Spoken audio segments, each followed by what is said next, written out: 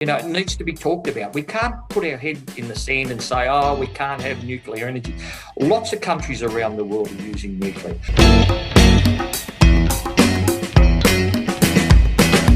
Hi, I'm Evelyn Rae. Welcome to the second episode of the New South Wales One Nation TV. Today, we have a very special guest with us, and that is the Assistant President to the Legislative Council, the Honourable Rod Roberts. Thank you so much for joining us today, Rod. Thanks, Evelyn. It's a pleasure to be here. Now, I understand from what I've sort of looked into with yourself that you haven't always been into politics. You have a very diverse background, and that's something I'm interested in, and I'm sure lots of viewers are probably interested to get a little bit more to know about yourself. So could you explain what your background is, why you joined politics, and what you hope to achieve through One Nation? Yeah, sure. Thanks, Evelyn. Look, you're right. I do have a diverse background, and mine is not a political background, and that's something that I'm proud of, really, because I think what is needed in Parliament, and in particular I speak about New South Wales, is people that have a grip on reality. I see in Parliament at the moment, unfortunately, people, say the Liberal side, if we look at them, for example, that have been to school, left school, gone to university, studied politics, got a job as a staffer for an MP somewhere, and then waited their time, worked through the party political system, and then got positioned into a blue ribbon seat, and next thing they're in Parliament. Never worked a day in their life in terms of small business or any sort of work like that, like the general community does. And they live inside that bubble, that political bubble, and don't have an understanding of what happens in the real world. Conversely, you look on the Labor side, you have people there, again, they go to university, study politics, get a job in a trade union, work as an organiser in a trade union, and because of the Labor Party structure, they go from trade union delegate to a member of Parliament. Again, not having worked and struggled like the average person does. And, my background, I left school when I was 16. I grew up around Bankstown, fairly rough and tumble sort of area, went to Punchbowl Boys High. I always wanted to join the New South Wales Police and always wanted to be a detective. I couldn't do that till I was 19, but I was a square peg in a round hole at school. Left school at 16, worked for what was known as Telecom in those days, which was the preceding organisation of Telstra. Just to fill in time, joined the cops, did a couple of years in uniform, and then got my dream of being in plain clothes. Worked around areas like Campsie and Petersham in plain clothes, and then I was fortunate enough to get invited into the CIB when it still existed. I went and worked in the drug squad. When the CIB was disbanded, I then went to the armed hold-up squad on the Northwest Crime Unit, and then from there to the consorting squad. Ended up at the detectives training course as a senior instructor, and then it moved to Goulburn, and hence what brought me and my wife to Goulburn was policing. I got out of the police, I did about 20 years and got out in about the year 2000. After that, I had a livestock and horse transporting business. We used to move racehorses around a fair bit. Had a produce store and stock feed business here in Goulburn also, so dealing in rural supplies. And at that time, we had a grazing property, where we ran cattle along with the horses. I then sold out of my share of the stock feed business, had a sabbatical for about a year or two on the farm. I was the house husband. My wife kept me, which was very decent of her. And then from there, I went into selling real estate, which was something I was interested in. I became a licensed agent and an auctioneer. I did 10 years in real estate. And then we've got our own small business that my wife operates. Now that I'm in Parliament, we do random drug and alcohol testing in the workplace for large corporations. And then I was fortunate enough to meet Senator Hanson. Now, probably like a lot of the viewers here, I was frustrated about politics. I was 57, maybe 58 years of age at the time, almost at time to retire, semi-retired as I was, not looking for a career or anything like that, but frustrated at what was happening in the political world. You sit at home and watch the news and the TV of a night time and want to throw things at it constantly and yelling at my wife about how silly and ridiculous some of these policies are. And she said, well, Rod, you've only got two options, and that either you put up or you shut up. And around about the same time, And she's a wife Wise of words. wise words. Exactly right. Exactly right. And around that same time, I was fortunate enough to meet Senator Hanson through a mutual friend of ours, and I expressed to her my, dismay as what was happening in the political arena and my support for her and her stand for the average Australian. The Liberal Party seems to look after the big end of town, and the Labor Party looks after the trade union movement. Well, who's looking after the average mums and dads of the world? Those people that aren't involved in politics because they're too busy getting on with life. They get up of a morning, they get the kids ready to school, they get them off to school, they go to work themselves, they work hard all day, they pick the kids up after school, they put dinner on the table, watch the TV for an hour or so if they're lucky, and then fall asleep in the chair, go to bed, get up and do it all over again the next day. Who looks after those poor people? And, I could see that One Nation under the leadership of Pauline Hanson was that party. And she extended to me the opportunity to join the party and represent the party, and the rest is history, and here I am today. I think it's great. And I think it is great that somebody with your diverse background is stepping into politics, because as you said, it's kind of exactly what Australians are screaming for right now. Somebody that is relatable, somebody who is standing up for them and for their voice. So I'm super grateful that you're here. And I love your diverse background. And I guess this probably leads into my next question, which I wanted to talk to you about. And I'm sure there are many things that we can discuss. And you probably have a wealth of knowledge, but you are particularly interested in matters in Australia that are rural related. And I wanted to sort of get your opinion on, I guess, some of the things that you've identified that we're failing in or that we need help in, and what you would actually like to see happen and what you would do to rectify these particular issues. Sure. Look, I'm interested in the rural side of things, particularly because I live in a rural town here in Goulburn. I'm not rural born and bred though. I'm nearly 60 in a couple of months. Unfortunately, I'm closer to 60 than I am 59 now, but that's life. But 30 years of that was in Sydney, metropolitan Sydney, and 30 years have been living here in the rural lifestyle in country town. So I think I have a good understanding of it, and there is a severe lack of understanding of rural issues. Once upon a time, when I was a young guy, the Country Party was the party for rural people, and they did stand up for those from the bush. Country Party evolved into the Nationals, and we've seen just a very, very recent time what the Nationals have done in terms of turning their back on the people of the bush. So, I take this up as one of my challenges in my political career, and something that I want to make a change in. I mean, you look around rural towns and I stop and again, I just go back to the practical side of things. Rural people pay the same amount of taxes, the same rate of taxes, whatever tax bracket they're in, same as city people. They pay the same amount of duties and levies and government fees, etc., but don't get the quality of service or the amount of service that city-based people get. 30% of the population in New South Wales still lives in the rural area. But to me, governments seem to think that everything revolves around Sydney, maybe Newcastle and Wollongong. And outside of that, you're pretty much on your own. And that's how it does feel for rural people. Services are severely lacking. Now, Goulburn is not a small country town. We're midway between Sydney, Australia's biggest city, and Canberra, Australia's capital. But I drive up and down that highway at least once or twice a week, and there are black spots on there where you can't even get mobile service in this day and age. The old thing, we can park a man on the moon, but we can't get mobile service on the Hume Highway. And so mobile phones are critical for rural people and for rural towns to go ahead. So, services are severely lacking. Hospital, medical, ambulance services, for example. I've spoken on the floor of Parliament about the need for ambulance services in rural areas and because of the remote distance, the time it takes. And minutes make a lot of difference when it comes to people's health in terms of an emergency. So, and we've just seen a big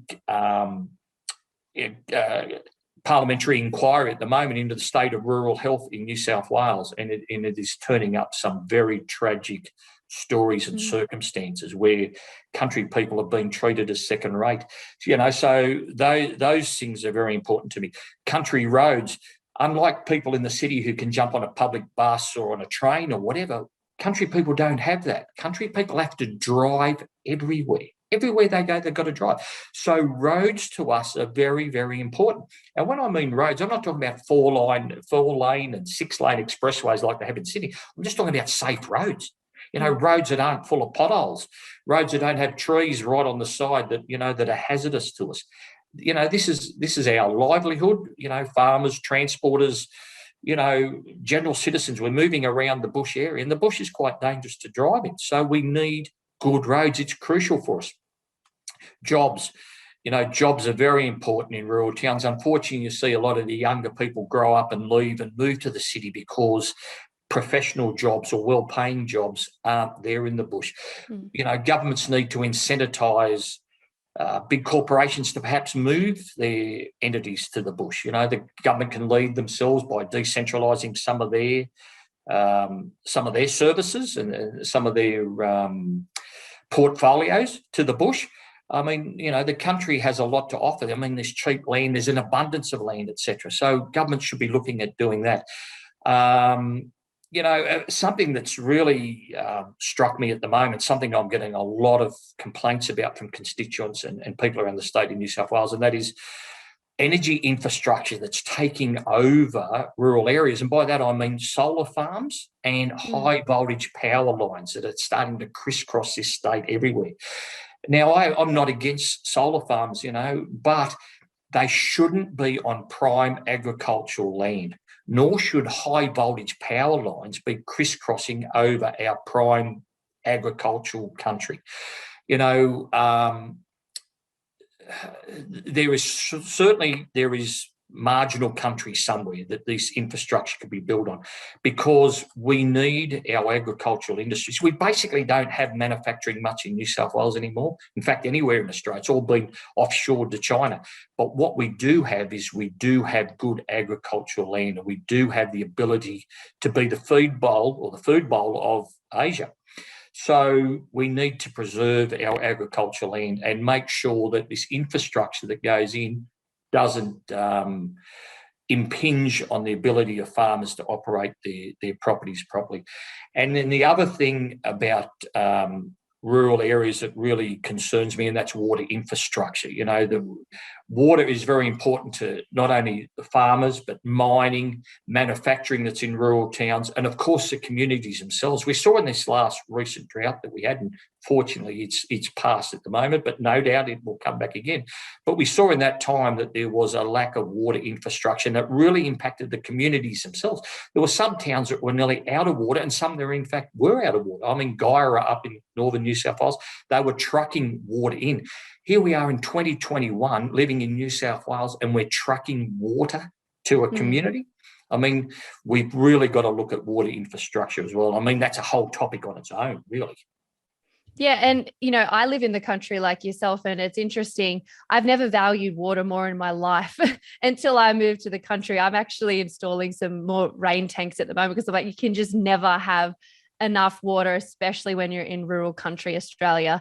But that would I would actually like to know a little bit more about your thoughts on, the water issue in Australia. It is, something that is important, not just to rural, but to, Australia wide. So I guess my question to you would be, what policies would you amend or change or implement to sort of counter this issue? And how do you think the New South Wales government has scored so far with their handling of this particular issue? Sure, Evelyn. Well, you understand it because you live in the bush, right? So water is a very, very precious commodity that, that we have to be very careful about and how we use it. I mean, I know when I moved from Sydney and I moved to the bush and we went to tank water as well, that you had to turn the tap when you were cleaning your teeth. Don't let the tap keep running. That's how simple it becomes, because it is very crucial to us. Look, you and I are not capable of making it rain, but you alluded to it yourself, and that is, when it does rain, though, you store more of it. So you're putting in more rainwater tanks. Well, you don't have to be a rocket scientist to work out that we need to store more rain on a bigger scale. We need to build more dams. We need to store rain. Dorothea McKellar in a poem in the early 1900s, Australia was a land of drought and flooding rains, and it certainly is. We know that. So we have to work with that. And when we do have rains, we have decent rains, and we do have floods. And we see it pouring down the rivers and running all out to sea. Well, I believe we should be doing more in terms of water infrastructure and storing that water for times when we need it. You know, we're not capable of making it rain, but we are capable of storing more of it. You know, we need to build more dams. Now, you know, Senator Hanson herself has hinted upon this in terms of the Bradfield scheme. And I mean, I know that that's more Queensland or northern New South Wales based, but the principle remains the same. When we get big, heavy rain, we need to store it. You know, the last dam built in New South Wales was Split Rock Dam in Tamworth, and it was built in 1987, like over 30 years ago. And in that 30 Before I was years, born. yeah, well, unfortunately, I was very old by 1987, but never mind. In that time, though, our population's increased by 45% here in New South Wales. 45% more people, no more water storage capacity.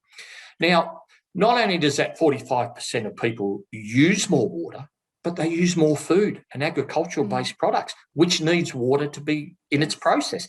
So, you know, there is a need for more water infrastructure. You know, so you've got to have some foresight and visionary leadership in government. I mean, if you look back, you know, people say, well, what's the cost of new dams? I say, well, what's the cost if we don't build new dams? Yeah. What's going to happen to us in the future? You know, and I touched upon earlier how that we should be the food bowl of Asia. We've got great soils. We have great farming technology. Our farmers are the smartest and most innovative in the world. We just need water to make it happen. You know, it's like the old thing, add water and it'll be right. And literally that's what it comes down to. So we need some visionary leadership. You know, imagine back in the day when they were thinking about building the Harbour Bridge and somebody said, oh, it's such a big project, you know, it's going to cost too much money, you know, blah, blah, blah.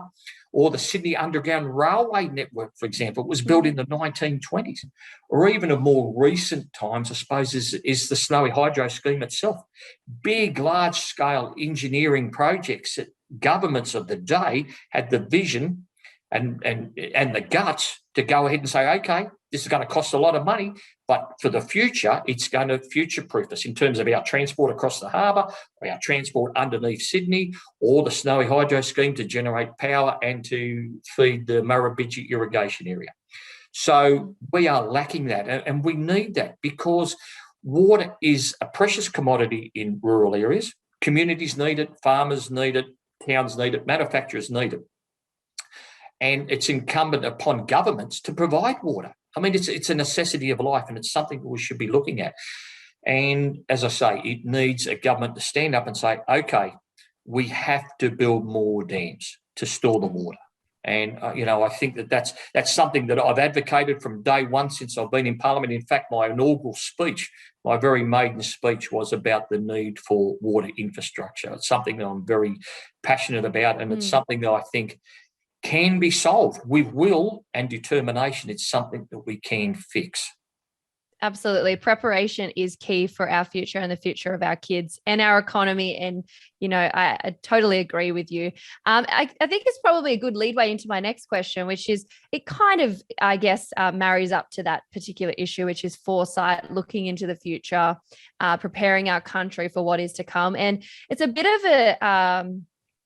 of an interesting divided topic amongst Australians, and that is our fossil fuel industry, and that is our energy, renewable energies. And, you know, a lot of Australians obviously, and there are a lot of political parties that are actually saying that Australia needs to completely eradicate fossil fuels and go completely, you know, carbon net zero, and we need to get renewable energies by a certain year. I'd like to know sort of where you stand on that particular issue and what you think the best pathway for Australians as a nation moving forward would be when it comes to this.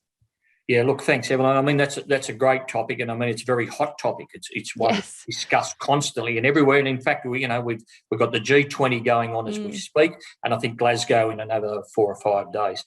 Look, I think to set a date for anything as ambitious as that is dangerous. Look, to have a policy to reduce greenhouse gas emissions, I have no issue with that. But to set a particular date, and why that is dangerous is because we don't have the technology to do it at the moment. It's all great, this fantasy of 100% renewables and that, and that might happen. It mightn't happen in my lifetime. It mightn't happen in your time. It might happen in the future. But I'll tell you, it's not happening now. And we need to concentrate on now and the immediate future. Look, the best way is to have a viable mix of energy sources, renewables, whether it be wind and solar and hydro, but also backed up by reliable, affordable, dispatchable baseload power. And the only way that comes at the moment is through fossil fuel, through coal and through gas. And also into the future, nuclear. Now, nuclear needs to be on the discussion table. It needs to be talked about. We can't put our head in the sand and say, oh, we can't have nuclear energy. Lots of countries around the world are using nuclear. And, and people then say, oh, what about Chernobyl? Well, Chernobyl was bloody 30 or 40 years ago. I remember when I learned to drive, and way before your time, but some of the viewers might remember, cars had drum brakes all around and cross-ply tyres and no seatbelts. I mean, technology moves forward. Now we've got cars that keep us in our own lanes and reversing cameras and airbags and all sorts of things. Technology moves on, and technology has moved on with nuclear as well. And it's something that we shouldn't be scared about. It's something that needs to be explored and put on the table at least. But at present, we need this reliable baseload mix. I mean, we've seen, and I've spoken in Parliament about it numerous times, about failed experiments. We saw California last summer run out of renewable power. They had to drag power, I think it was from Nevada, which was using fossil fuel, because California puts themselves forward as being the world's leader in technology. We're green, we're 100% renewable. Well, if they can't make a go of it, and they can't, what chance has the rest of us got? I mean, they got Silicon Valley and all these, computer geniuses there. They can't get 100% renewables to work. We've only got to now look at England and the UK, what's happening there at the moment in their winter, where the wind didn't blow. The North Sea wind farms didn't turn at all. And they had to turn back and start firing up the old coal-based power stations. So you've got to have reliability into the mix. And it's great to have this pipe dream of 100% renewables, but it doesn't work at the moment. Where are the batteries coming from? They talk about batteries and the Tesla battery and all that sort of stuff. Well, the Tesla battery powers Adelaide for a couple of minutes only, and that's it. Yeah. If you have a look at the New South Wales Renewable Energy Plan, it talks about pumped hydro as their backup battery. Run the water downstream, turn the generators, and then when power's cheaper, pump it back up and do it all over again. But that takes dams. Now, we just discussed, they haven't built any dams in over 30 years. You think they're going to run around and start building dams all of a sudden? So they don't have a baseload dispatchable plan. And that's why we are advocating still for fossil fuel. I mean, technology changes, and coal burning now is a lot better than it used to be. It's not the pollutant that it was back in the 50s and 60s. Technology has changed with it. And gas is one of the most cleanest, reliable forms of power as well. So we need to be open-minded. We need to be practical and real. That's what we need to be. We need to have our feet firmly fixed on the ground. Jobs are very, very important for Australian people, and jobs only come when you have reliable baseload, affordable power, 24 hours a day. So we advocate for a mix of it, and then if you have a look at, and I can continue on about this ad nauseum, because this government talks about being green, and I'm talking about the New South Wales government here in particular. Have you ever stopped to wonder what happens to solar panels when they reach their use-by date? Now, solar panels have a lifespan of between 10 to 15 years.